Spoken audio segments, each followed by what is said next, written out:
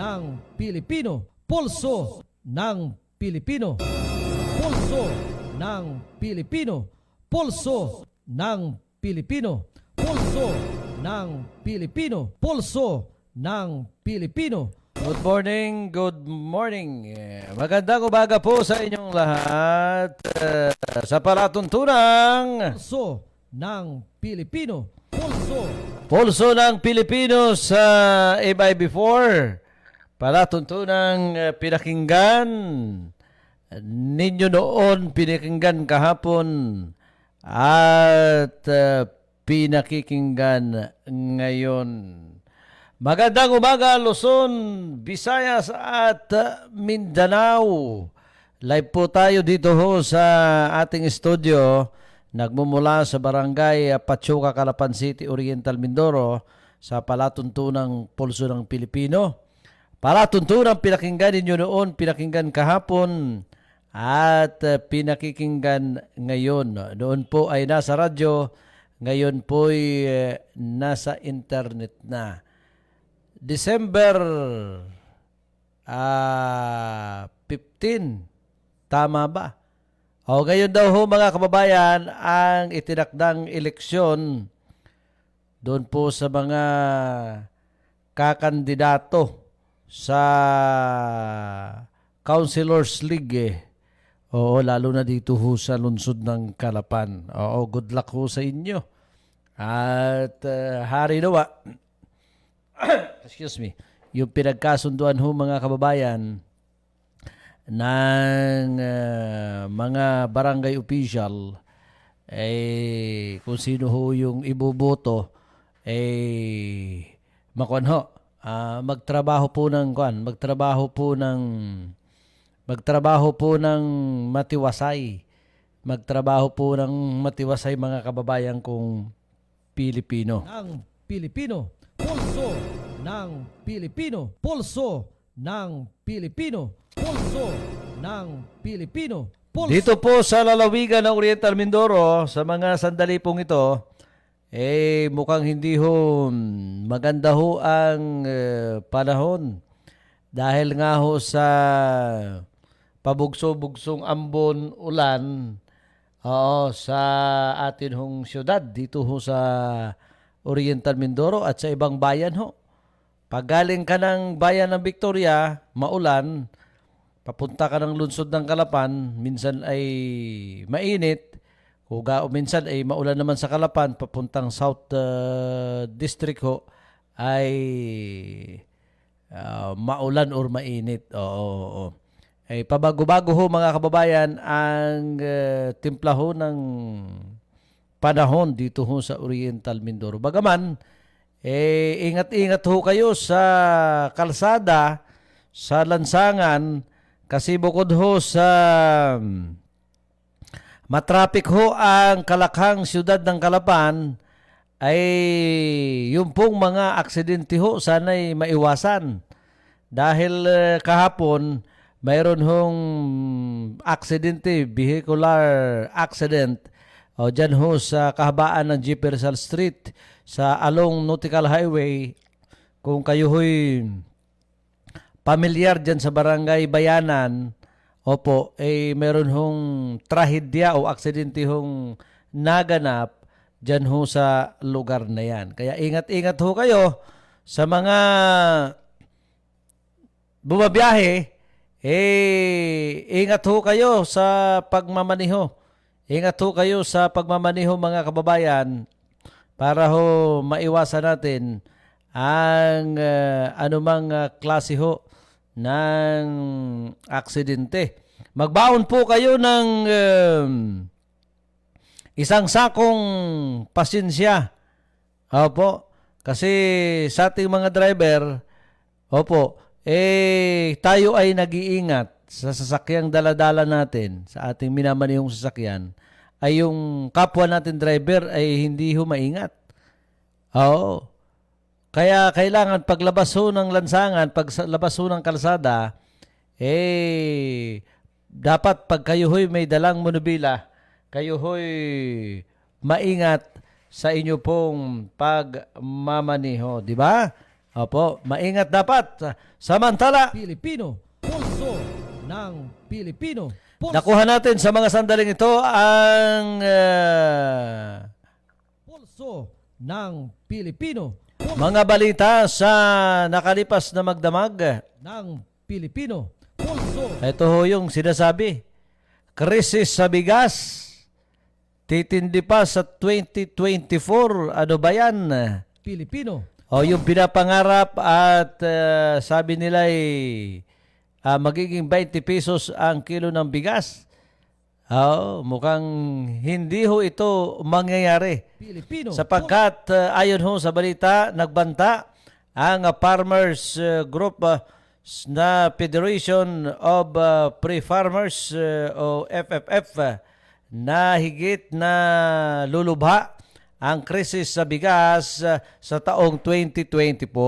Ito ayon kay FFF National Chairman Raul Montemayor ay dulot ng patuloy na pagtaas ng halaga ng retail price ng bigas kahit na panahon ng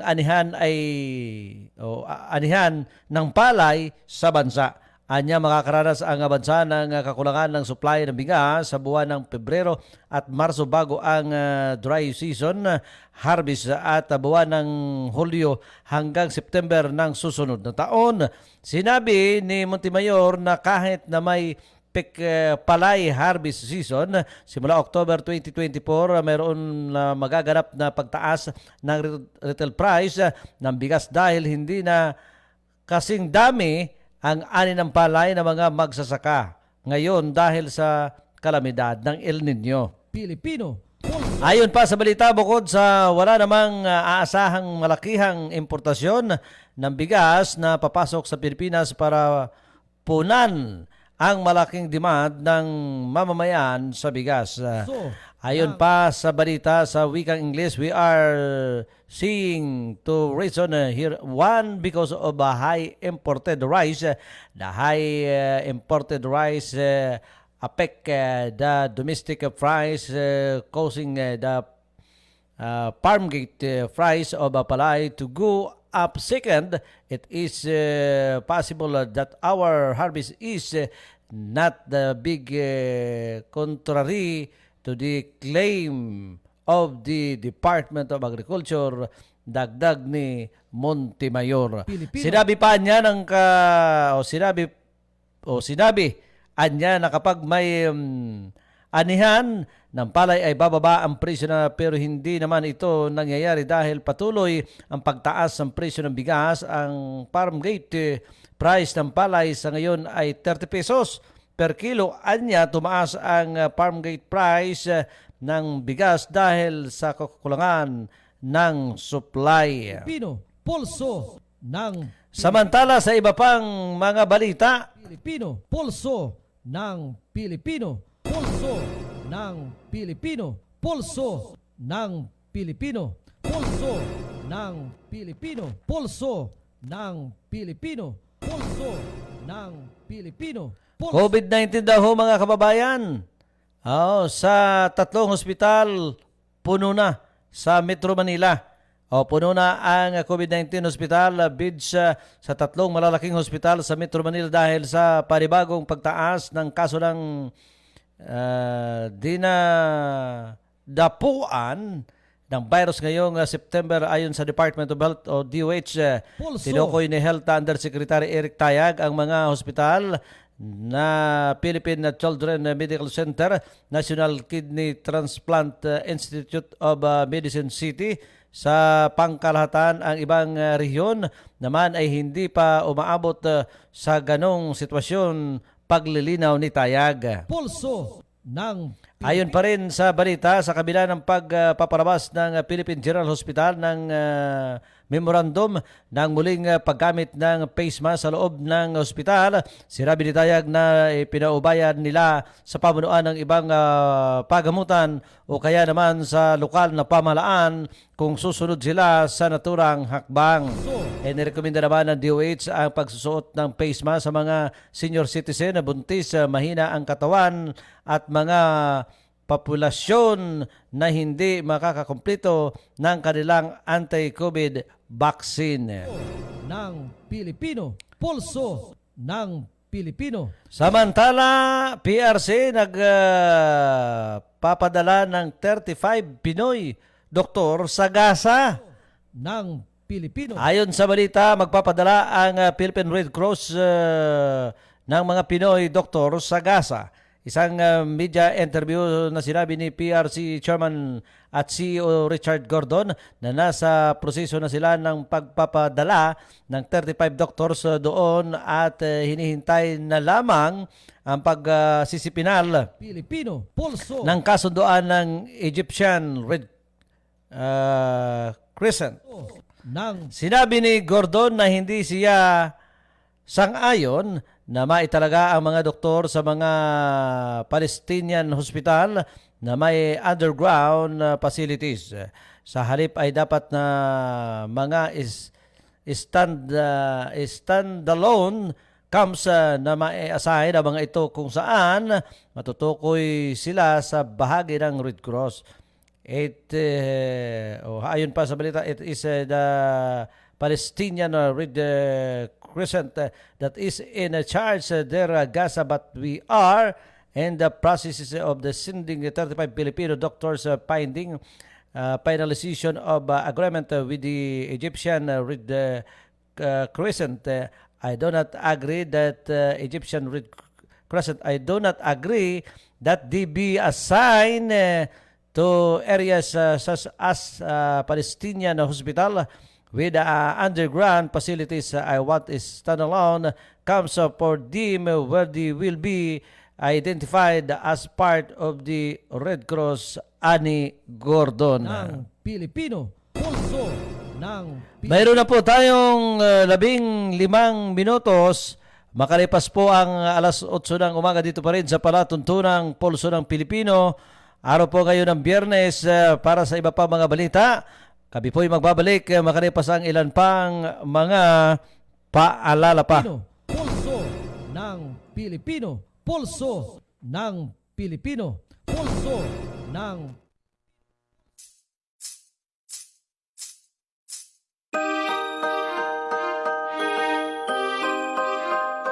Bawat isa mahalaga, masaya, masigla ang Pasko sa Kalapan, oh. Sigurado, isang pamilya tayo, sa Noche Buena masaya na magsasalo-salo. Ipagdiriwang natin ang ating mga panalo sa likod ng mga pagsubok, pagsisikap sa buhay na komplikado.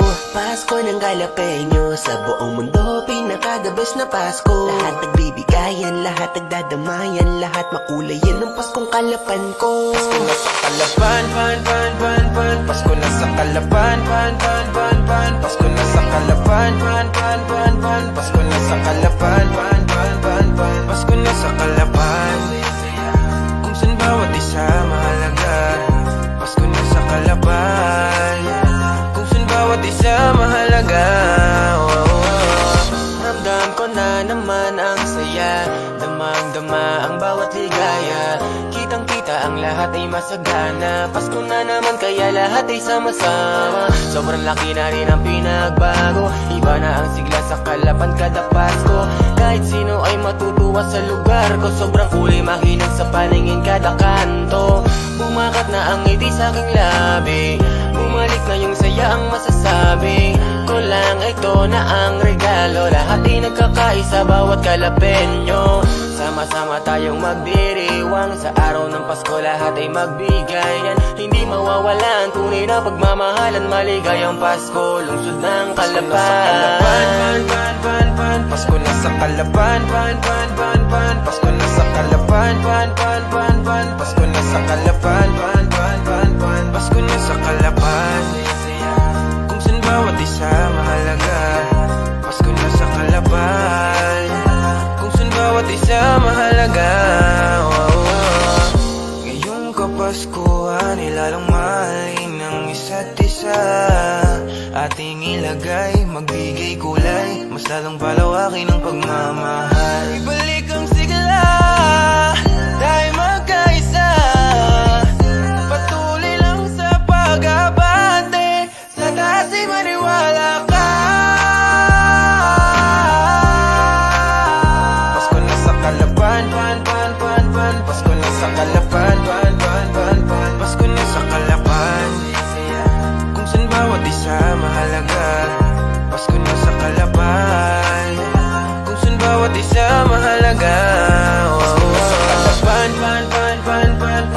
sa Kalapan, Pasko na sa Kalapan, Pasko na sa Kalapan, Pasko na sa Kalapan. Kung saan bawat isa mahalaga, Pasko na sa Kalapan. Kung saan bawat isa mahalaga, oh, oh. Pasko na sa Kalapan, Pasko na sa Kalapan, Pasko na sa Kalapan, Pasko na sa Kalapan. Kung saan bawat isa mahalaga, Pasko na sa Kalapan. Ang sigla ng Pasko. Tayo pong mga Mindoreño ay patuloy na naghahangad ng isang masagana, mapayapang pagdiriwang ng Kapaskuhan sa kabila ng pandemyang COVID-19. Oil spill na apekto sa pangisdaan sa ating lalawigan at sa ngayon, ang isa pang pagsubok ang ating nararanasan sa minang ASF na lubhang nakapinsala sa ating babuyan at lokal na hanap buhay ng ating mga magbabago. Ang ating pong gobyerno ay patuloy na gumagawa ng pamamaraan upang patuloy na labanan ang ganitong mga trahedya sa mamamayan ng ating bansa. Kami po sa Kongreso ay patuloy na nagbabalangkas ng makabuluhang panukala upang manatiling matatag ang ating ekonomiya sa isang polisiyang higit na maunawaan ng bawat Pilipino. Masalimuot, masakit, sa damdamin ang mga pangyayari, subalit pilit na tinatanggap para lamang sa ating pamilya at pagkakaisa ng mamamayang Mindanao. May trahedya, may problema, may solusyon, may biyaya ang Panginoon. Congressman P.A. Boy Umali Jr. po ng Segunda Distrito ng Oriental Mindoro at aking buong pamilya ay bumabati ng Merry Christmas at Happy New Year sa sambayan ng Mindanao. Luzon, Visayas at Mindanao, MI-Before na papanahon sa makabagong teknolohiya sa larangan ng online radio saan mang bahagi ng mundo pinapanood, pinakikinggan. Mindoro Internet Broadcast. Mindoro Internet Broadcast.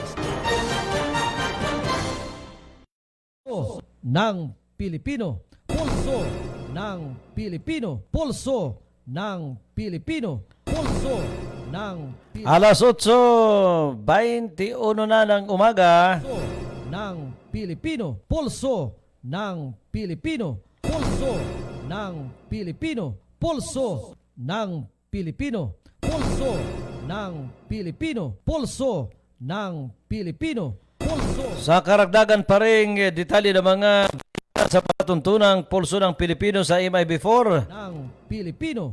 Pulso ng Pilipino. Habang itinutulak ng gobyerno ang modernisasyon ng mga jeepney at UB Express sa gitna ng department o sa gitna ng December 31 consolidation deadline, pinangangambahan ng isang economic tank ang posibleng 300% hanggang 400% na pagtaas ng pamasahe.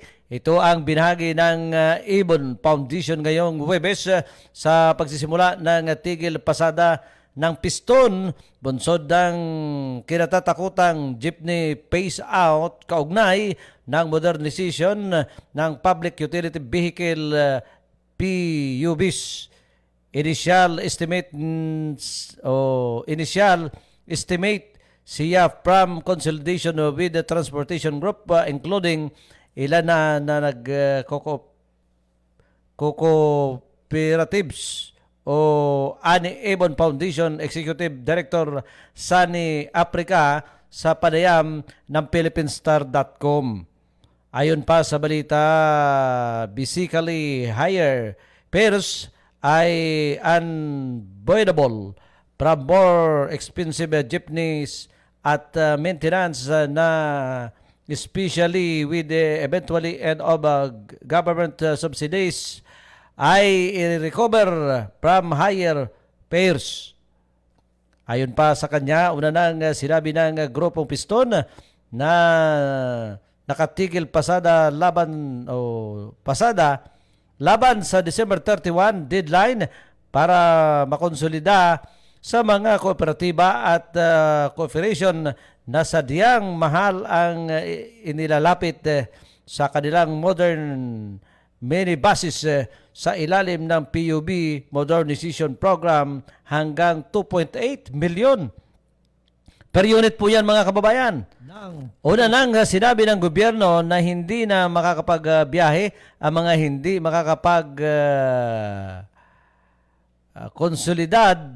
konsolida bago pumasok ang 2024. Ayon pa sa balita at para naman sa mga makakasunod dito, kinakailangan makapag-modernisa sa loob ng 27 months. Bagay na pinagmumulan ng takot ng jeepney phase out. Ang naisip na namin kasi ay bahagi siya ng buong proseso ng modernization, dagdag pa ni Africa. Ayon pa rin sa kanya, kumbaga kung iyong cleaner jeeps ang technical side, ang pagkokonsol ng prangkisa o franchise ay ang organizational side where Corps ang mas maka-afford ng new jeepney, mas makaka-facilitate ng regulation at iba pa. Tapos pag tatanggalan ng old consolidated jeeps, heighten that broader process of modernization. Ayon pa sa kanya, matatandaan, sinabi ng Department of Transportation DOTR, nabibigyan ng financial assistance ang mga kooperatiba habang nagmumodernisa ang mga sasakyan. Pilipino, pulso ng... Yan po, mga kababayan, ang mga pangunahing balita dito sa palatuntunang inyong sinusubaybayan. Palatuntunang pilit na ginagaya pero hindi mapantayan. Ng Pilipino, pulso ng Pilipino, pulso ng Pilipino, pulso ng Pilipino, pulso ng Pilipino. Meron na po tayong 26 minutos. Makalipas po ang alas 8 ng umaga. Pulso ng Pilipino, pulso ng Pilipino, pulso ng... Balik po tayo sa mga komentaryo at mga public opinion dito ho sa palatuntunang inyong sinusubaybayan. Opo, opo. At sabi nga ho natin, dito ho sa... Ito, matagal na ho itong... gustong isulong ho ng pamahalaan. Ito hong modernization program ho ng mga jeepney. Lalo na ho sa kalakahan ng Metro Manila. Opo. Ang mabigat ho rito, opo, ito ay isang kwan lamang. Hindi ito pinakang detalyado. Pero hindi ho ito maglalalayo ito hong opinion at komentaryo ng palatuntunan ito. Kung kayo ho, ito pong mga jeepney ngayon, kaunting background lamang sa mga nanonood na hindi masyadong naiintindihan na uunawaan ito hong modernization program ng DOTR. Ito pong mga jeepney. Opo. Una, kung ikaw ay mayroong sasakyan, ito ho kasi mga jeepney ito, karamihan, ito mga jeep, hindi pa itong mga inirekomenda ng DOTR.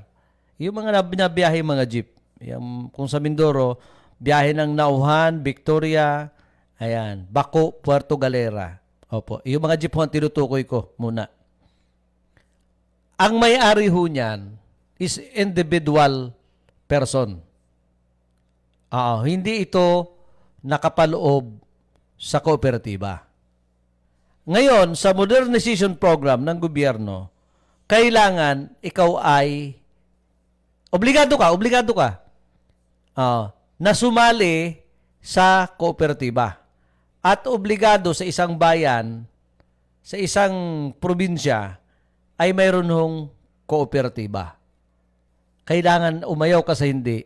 Kailangan na ikaw na may individual na sasakyan ay sumali sa kooperatiba. Sa pagsali pa lang yan ha. Ngayon, kapag ikaw ay kasali na, yung jeep na ipinamamasada mo ay hindi mo pwedeng gamitin. Ibig sabihin, hindi na pwedeng mamasada. Okay. Ang gagawin ngayon, may dalawang opsyon. May dalawang opsyon. Bibili ka ng sasakyan mo na sakop ayon sa guidelines ng DOTR. Kung kaya mong bumili. Na doon sa presyo doon, sa kooperatiba, yung natakbo ngayon, halimbawa, yung mga budako-budako na yan. Yung mga minibus. More than 2 million installment price po ito sa finance ng gobyerno. Ngayon, isa pa sa mga scheme, kung hindi mo kayang bumili ng sarili mo, pero i-member mo to sa kooperatiba, kahit personal mong binili, ay sarili mong pera. Ipipinance ka ngayon ng co-op na yung sinalihan. Ipipinance ka. Pinipinance ka ngayon. Or, yung co-op ang bibili ng mga sasakyan. Pwede kang ipinance or kung hindi mo ayaw mo, yung kooperatiba ngayon ang bibili ng mga sasakyan ng installment or cash ayon sa bilang na gusto ng DOTR. Kung halimbawa 15 ang allotted sa iyo, 15 kailangan i-provide to ng kooperatiba. Opo.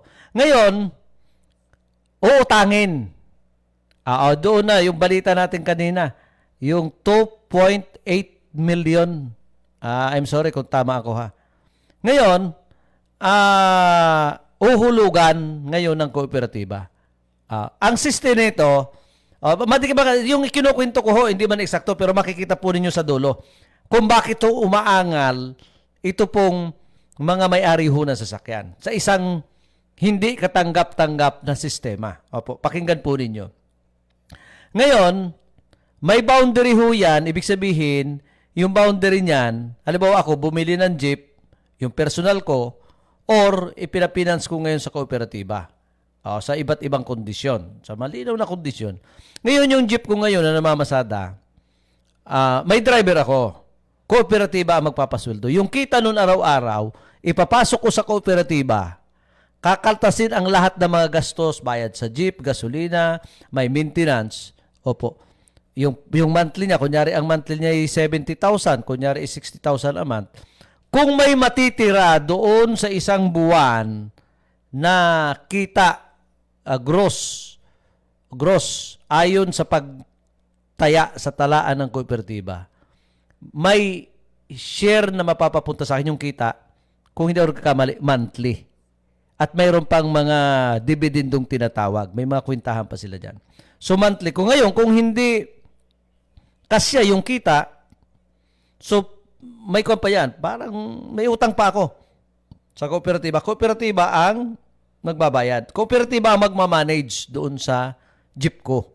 Ayon doon sa guidelines. Ayon doon sa mga polisiya. Opo. Ngayon, ang puntos dito, ito na. Ito na ho ang pagkakaiba kung bakit umaangal. Ano ang pagkakaiba po mga kababayan daw? Oo. Ano ho ang pagkakaiba ng nasa kooperatiba ka at saka ng hindi?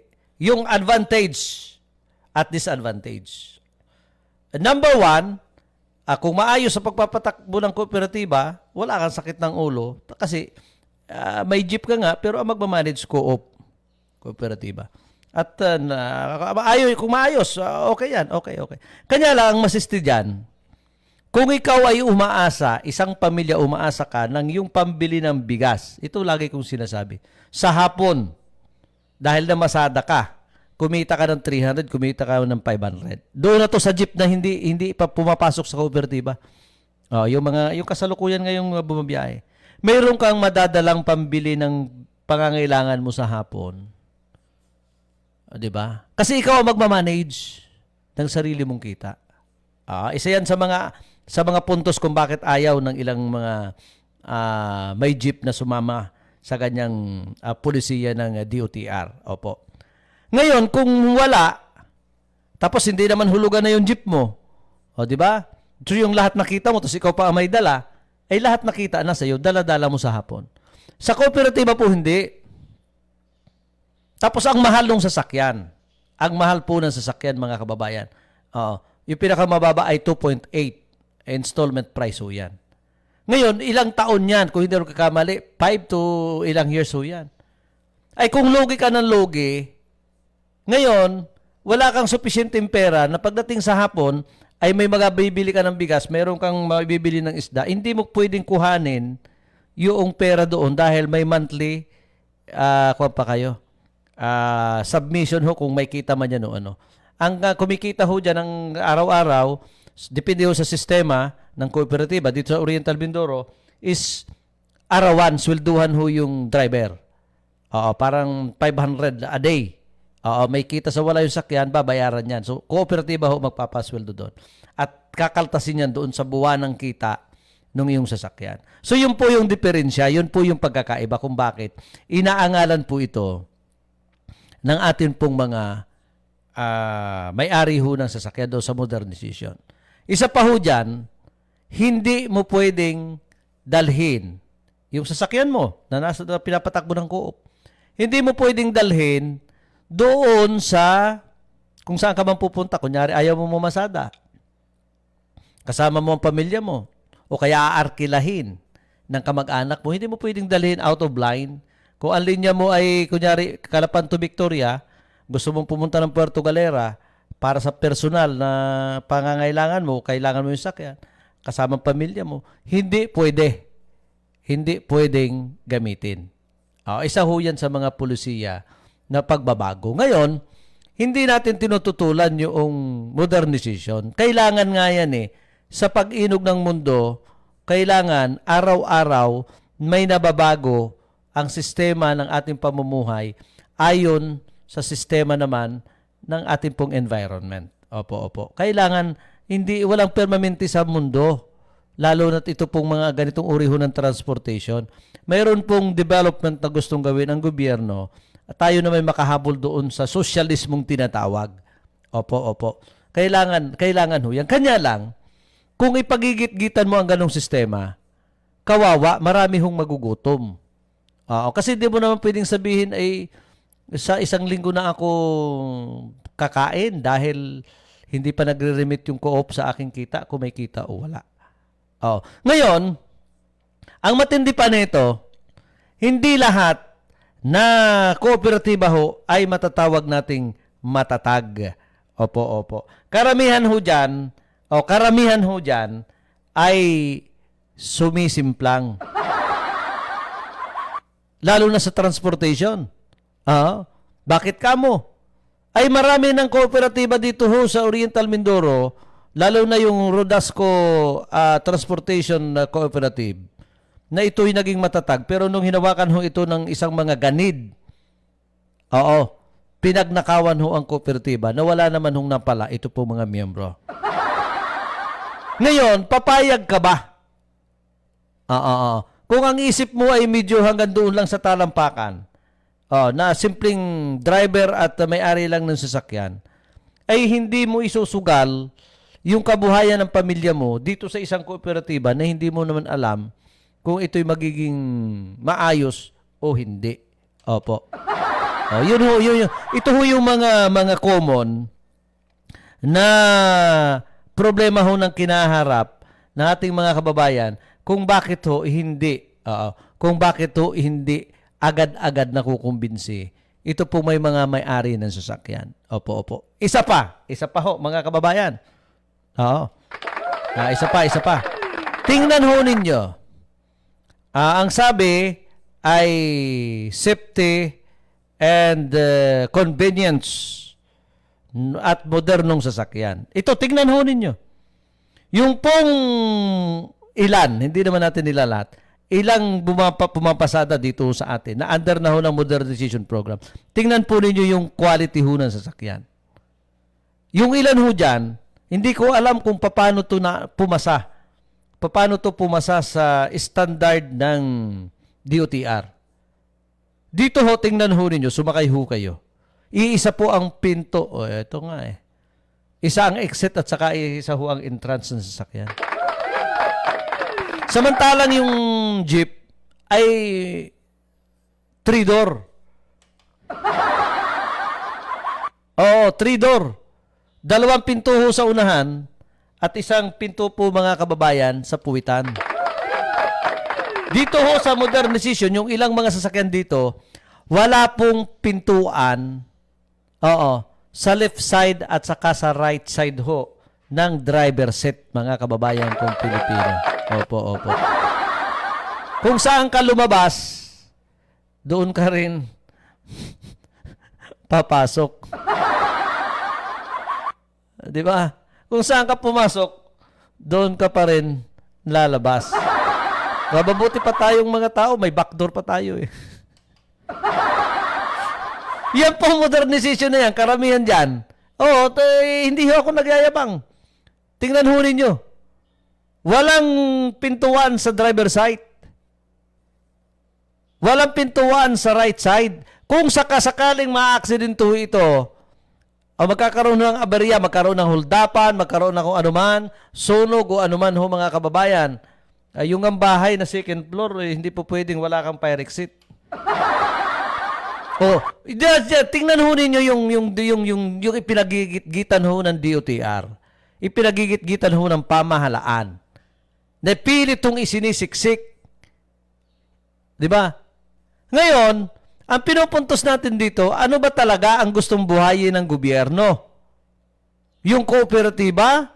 Buhayin ang gobyerno? O buhayin ang lehitimo at mga may hirap natin mga kababayan pagdating ho sa modernization program? SEPTE tinatawag. Anong SEPTE doon? Ah? Yun ho'y sa pintuan pa lamang. Pintuan pa lamang atin hong pinag-uusapan. Pintuan pa lamang.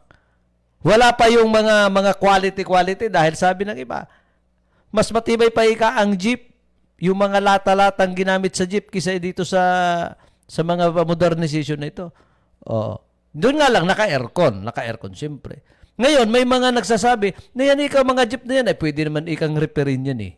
Pwedeng repairin. Or palitan ng modernong makina, kung talagang palyado na yung makina. Oh, pwedeng gawin naman aircon yan, para ho maging maluwag. Maging maluwag. Oo. Sa panahon ho ngayon, kailangan ang gobyerno ay mayroon hong pusong mapagmahal. Hindi dahil mahal mo ang mamamayan, dahil kumikita kayo. May kumikita ho dyan sa modernization program na yan. Walang hindi. Kaya ipinagsisiksikan ho ng DOTR. O, di ba? Ay pwede naman gawin nyo yung mga bulok-bulok na jeep dyan na bumabiyahe na hindi na kaaya-aya ay wag na bumiyahe. Kansilahin ang prangkesa. Unless na ito ay ma-repair nyo. Standard quality. Pwede naman kayo magrekomenda ng isang talyer dyan na accredited ng gobyerno na susundin yung standard quality ho ng mga jeep na gusto ho ninyong ayusin. Hindi yung ibinabaon nyo sa Kumunoy ang mga kababayan natin. Ipilit nyong ibinabaon ho mga kababayan.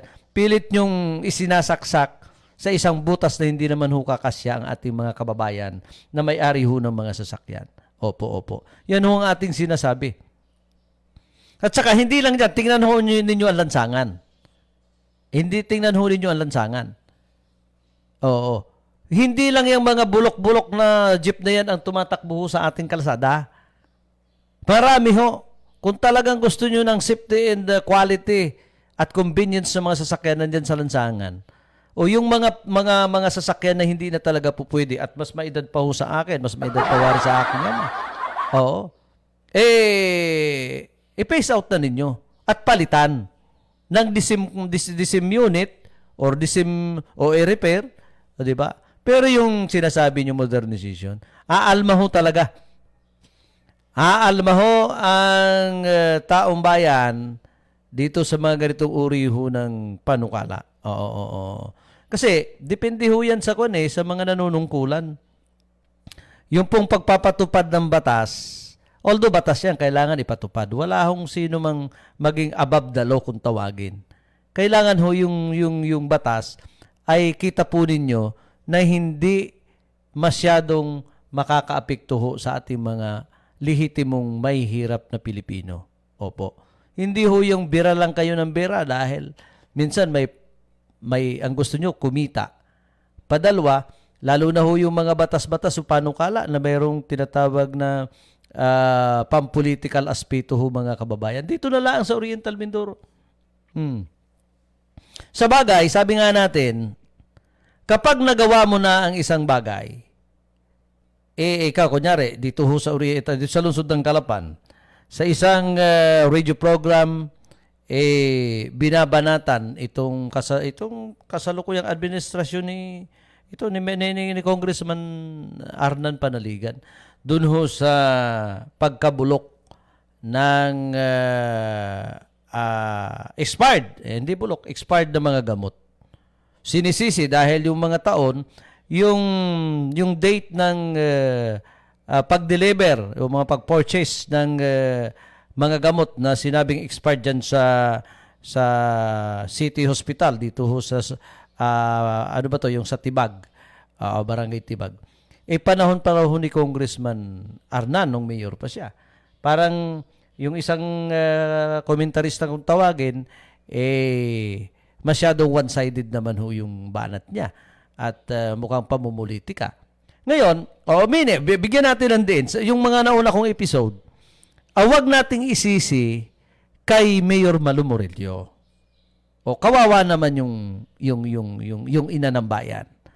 Kasi yung iba sinisisi dahil more than 1 year na, ngayon pa lang nakita na mayroong expired na gamot. So sinisisi ho ito. Wag ho ninyong isisi kay Mayor Malu Murillo. At wag din po ninyong isisi kay Mayor Arnan Panaligan the time na siya yung mayor ng Calapan. Tingnan ho natin, palawakin po natin.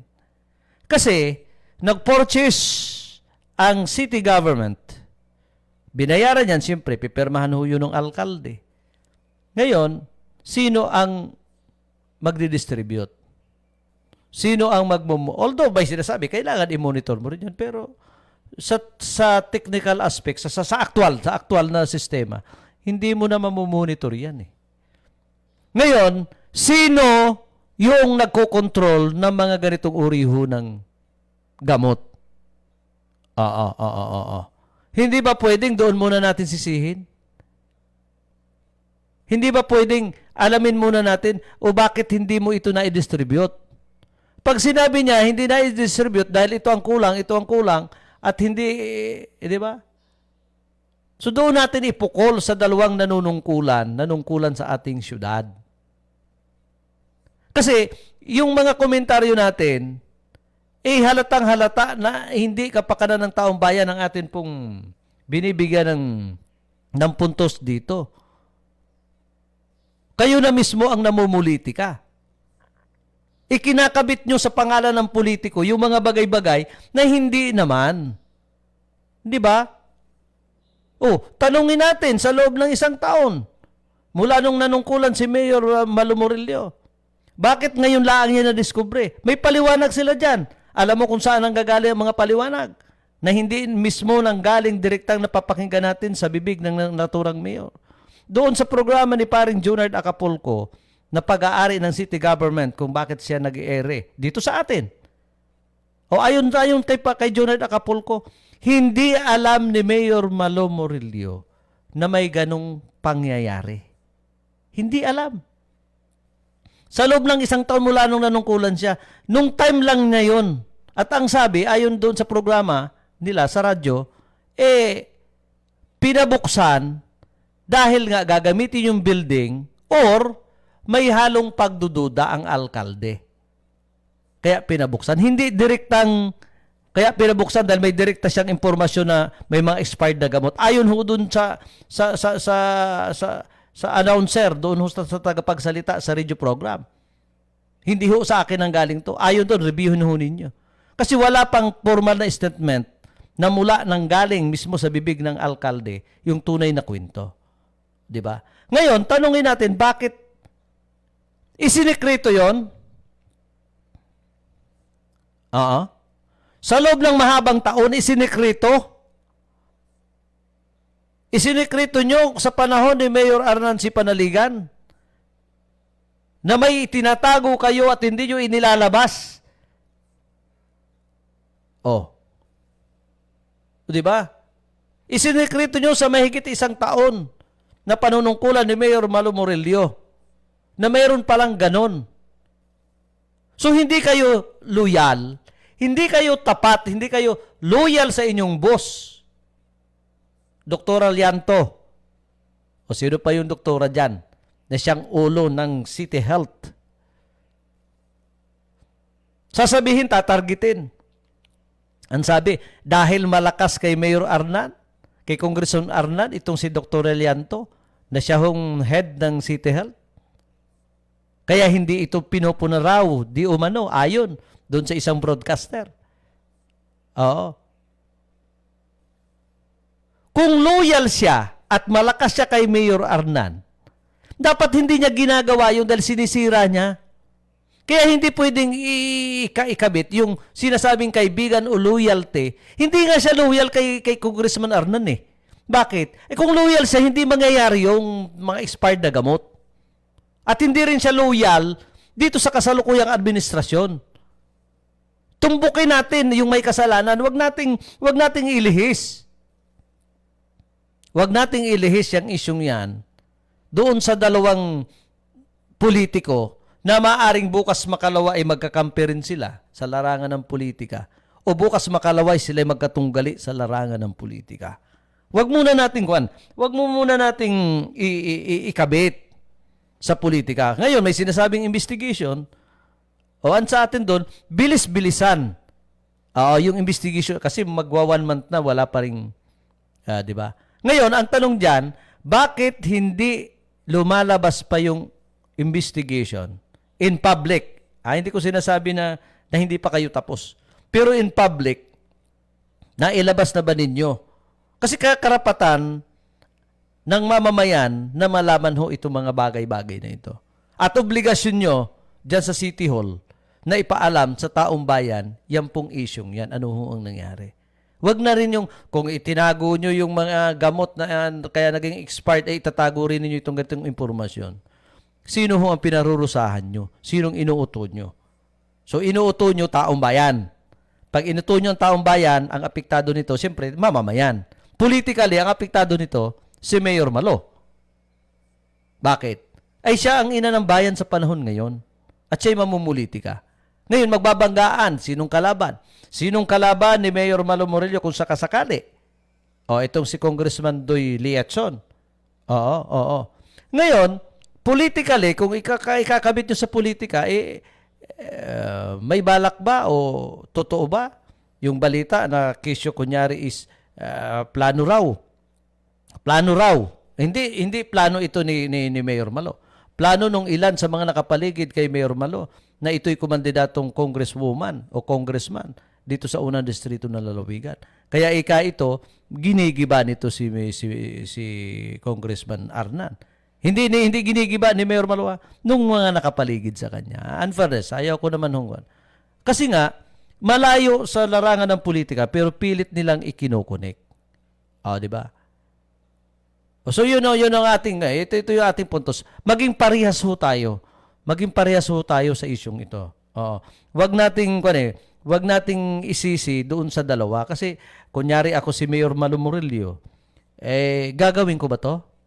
Hindi ko to gagawin dahil number 1, ikasasama ito ng aking mga kababayan.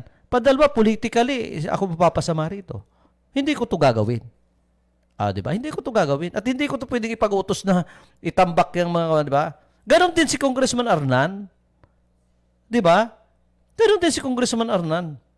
Gagawin ko to? Napaka-imposible.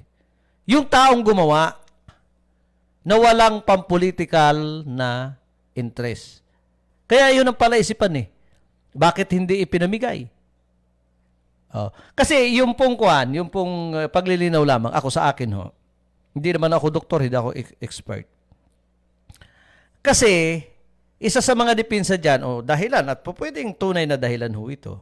Kasi kung matatandaan ninyo, panahon ni former Governor RGB. At ikukwento ko lang, kaya nga ho ako, noong mga panahon na yon, hindi ako papasukin sa provincial hospital dahil sa isang himpilan ng radyo, hindi naman ho binanatan. Dinidiscuss ko ho, yun pong mga gamot na sinunog o inilibing. Panahon din na dating Mayor Melgar sa Nauhan, may mga gamot silang itinatapon at ibinabaon sa lupa. Opo. So nung araw, palibasa matindi ho ang banggaan ng politika dito, naging makontroversial ho ito. Ngayon, may mga balita rin na may mga gamot na, sabi nga, binabaon dyan somewhere in Balingayan, somewhere in Canubing, sa panahon daw ni Mayor Arnan, ayon ho dun sa isang announcer. Ngayon, ang sa akin ho, nung hinihimay ko ho yung issue niya, noong mga panahon, sabi sa akin ng isang doktor, at pwede, naniniwala ho ako, yung mga synthetic, yung mga synthetic medicine, ano yung mga synthetic medicine? Yung may mga malubhang sakit na hindi kailangan, hindi ibig sabihin yung gamot na hindi mo mabibili sa butika ng over the counter, meaning kailangan mo ng resita. Ngayon, may imbak dito ngayon, may imbak. Kahit sa provincial hospital nangyayari to. May gamot na ibinigay kung sino man nag-donate. So, okay, clear yan lahat. Ngayon, may expiration date. Hindi mo naman yan, lahat ng pasyente dyan, pwede mong iturok yung mga gamot na yan, wag lang ma-expired. Maliban lang sa mga vitamins. Ngayon, expired na yan, kasi nga walang gumamit. Hindi pwedeng ipamigay ang gamot na yan. Di ba? So, sa madaling salita, may expired. Yun ang ibinabaon. Yun ang isinasalvage. Naintindihan po ninyo ako? Pero yung mga vitamins, paracetamol may expiration nun, di ba? Pero paracetamol, mabibili mo over the counter.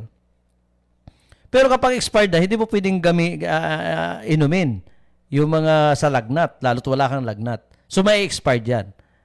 Di ba? Ngayon, kung maiintindihan natin, mauunawaan natin, kung yung mga gamot na discover dyan sa City Health is mga gamot na hindi pwedeng mabili over the counter na walang resita, maiintindihan pa yan ng mamamayan kung expired yan, kailangan talagang iikot yan. O ibaon yan o hindi ipamigay sa ating mga babayan. Ay karamihan ho dyan mga vitamins. Oo. Na kahit sino pwedeng uminom yan. Mabibili yan over the counter. Bakit hindi ipinamigay? Yun ang pinupuntos ho natin mga kababayan kong Pilipino. Yun ho ang pinupuntos natin dito ho sa ating palatuntunan. Hari nawa, dito ho sa nangyaring ito, ito sana wala na. Hindi na ito pwedeng pag-usapan. Wala na ito. Ipaubayan na natin sa nag-iimbestiga. Kanya lang ho, doon sa isang radio program na napanood natin sa isang online radio, sunod dinidiscuss ho ito. Sa kabilang banda, tama, may mga puntos siya na discussin ho itong bagay na ito. Kanya lang kung ikakabit mo sa politiko, ikakabit nyo ho sa politiko, malabo naman ho ito. Wag nating ikabit sa politika ito po mga bagay-bagay na ito. Kawawa naman ho yung politiko. Kawawa naman ho yung mga politiko na hindi na nga masagot-sagot yung po mga ganyang bagay. Ibibigyan po natin ng sakit ng ulo para muling magpaliwanag sa mamamayan. Ano ho? Pulso ng Pilipino. Pulso ng Pilipino. Pulso ng Pilipino. Opo. Wala na po tayong oras mga kababayan kung Pilipino. Marami po tayong sarang dapat pag-usapan. Bukas, araw ho ng Sabado, pag ipagkakaloob po ng Panginoon, tayo po'y live sa palatuntunang saktong-sakto lang. Sabado ho yan hanggang Linggo. Ibig sabihin pa na engineer. Araw-araw. Oo. May trabaho ako. Trabaho po kahit walang sweldo. Pulso ng Pilipino. Ako po ang inyong lingkod, Edmancera, nagsasabing trabaho lang walang personalan. Kami po ay naglilingkod sa Diyos, sa bayan at sa tao. Magandang umaga po sa inyong lahat. Ng Pilipino. Pulso ng Pilipino. Pulso.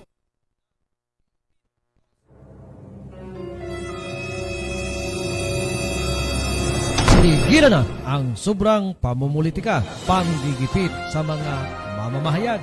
Manapay harapin natin ang tunay na pagbabago ng bansa.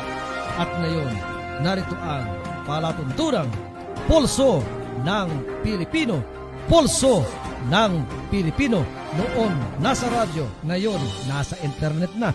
Pulso ng Pilipino. Pulso ng Pilipino. Ito na ba ang tinatawag na malayang pamamahayag?